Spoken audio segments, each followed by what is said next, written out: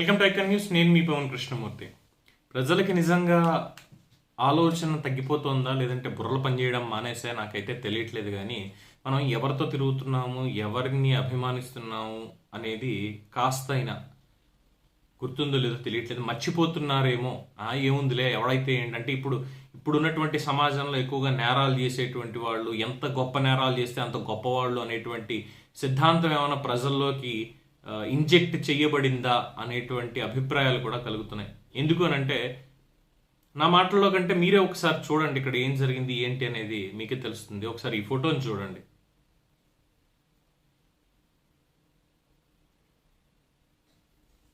చూసారుగా, ఆ ఫోటోలో, ఆ సెల్ఫీ ఫోటోలో ఉన్నటువంటి వ్యక్తి ఎమ్మెల్సీ అనంతబాబు.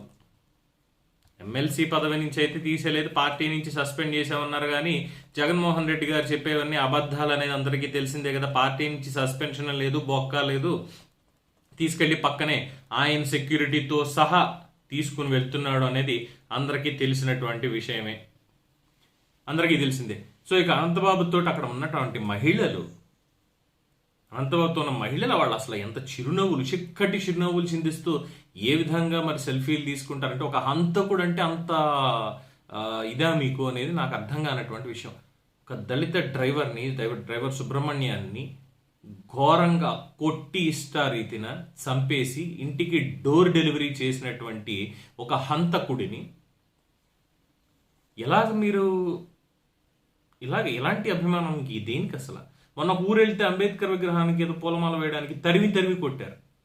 అట్లీస్ట్ వాళ్ళదన్నా కనబడలేదా? రేపు పొద్దున్న మీ ఇంట్లో వాళ్ళకి అలాంటి వాళ్ళ వల్ల ఏమైనా జరిగితే వాళ్ళని కూడా ఇలాగే రోల్ మోడల్ కింద తీసుకుంటారా? సెల్ఫీలకి చిక్కటి చిరునవ్వులు చిందిస్తూ ఇస్తారా? సో ఎటెళ్తోంది అసలు రాష్ట్రం? ఎటెళ్తోంది అసలు? మనుషుల ఆలోచన తీరు, ప్రజల ఆలోచన తీరు ఎటెళ్తోంది? ఎవరిని మనం అభిమానిస్తున్నాం, ఎవరి వెనకాల ఎవరిని ఫాలో అవుతున్నాం అనేది ఏమన్నా ఆలోచన, కనీసం ఆలోచన ఉందా?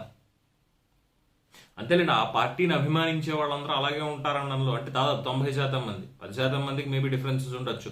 90% మంది అదే రకమైనటువంటి భావజాలంతో ఉండారన్నలో ఎటువంటి తప్పు లేదు.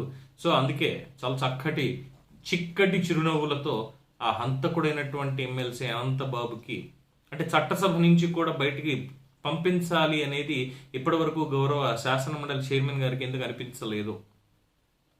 అదేమి ఒక ఆర్థిక నేరమో, లేదంటే ఇంకొక కబ్జా నేరమో, ఇంకొకటో కాదు. ఒక ప్రాణాన్ని తీసేసినటువంటి నేరం. మరి అటువంటి నేరంలో ఉన్నటువంటి అనంతబాబుని చట్టసభ నుంచి బయటికి పంపలేదు.